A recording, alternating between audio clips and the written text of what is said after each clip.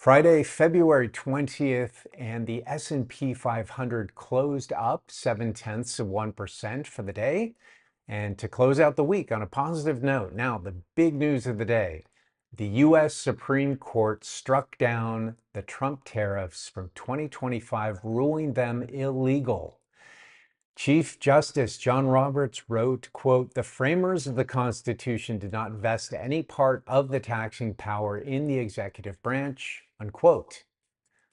Of course, going back to civics class, they gave that power to Congress to tax and to tariff so that there would be a separation of power within the branches of government. However, the Trump administration said that they were immediately going to sign an executive order to instead use a different part of the US law code, specifically Section 122, and that they were going to implement a 10% global tariff, 10% across the board to the entire globe. Now, to specify, Section 122 is that can only be imposed against countries with whom we have a trade deficit, which is currently 75% of our trade partners, but that's one stipulation.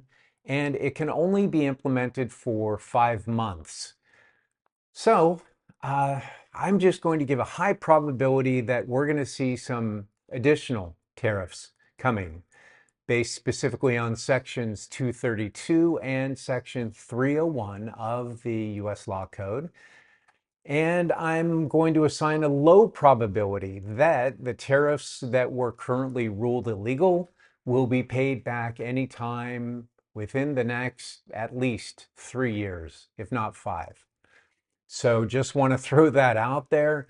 Now, there were a few other things from this morning that quickly got, pushed to the sidelines. We had some important economic indicators that came in before the bell. And the one was the growth of the US economy, the GDP, the gross domestic product. So the growth of the US economy was down sharply in the fourth quarter. I'm going to absolutely give some allowance there for the government shutdown, because that for sure had a noticeable effect on that fourth quarter. However, I do want to point out then, pulling back the lens, that in 2025, the growth of the US economy slowed 21% from 2024. 21% slower last year than the year before. Also this morning, we had the the PCE, the personal consumption expenditure, which is the preferred inflation measure of the Federal Reserve, the PCE. And that did not move year over year. It stayed the same as in 2024, which means that it's still 50%. It's 3%. The PCE is 3%, and the Fed wants it at 2%. So it's 50% above their goal, above their target. So the take home there is that we've got GDP down, growth is down, and inflation is staying high and not moving, not coming back down. Low growth, high and sticky inflation, the opposite of what we want. So that was from this morning. I want to make sure that you caught that as well. And one last thing is that inside that inflation measurement, the growth, the goods inflation for goods, couches, shoes, goods, not services, that was up 2%, which was the highest since COVID. So those really shot up. And of course, those were because of, in large part, because of the tariffs.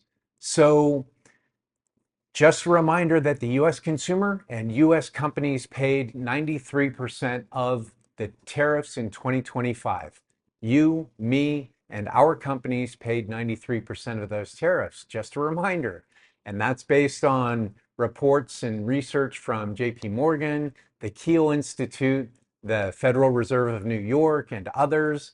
And wanted to make sure that we remember that. But also, the great news about that is now that the tariffs have been ruled illegal, they need to be repaid. So you and I are going to get paid back all that extra money that we spent, and our companies as well. So I don't know about you, but I'm looking forward to getting that check, and I'm going to let you know when it arrives. Anytime. Okay, you let me know when yours arrives, please. I would love that. That would be awesome. Drop it in the comments, send me an email, wallstreetwman@gmail.com. And that's the simple rundown for today. I hope you have a great weekend. Hope it was a great week, and do something fun. You deserve it. Thanks, everyone.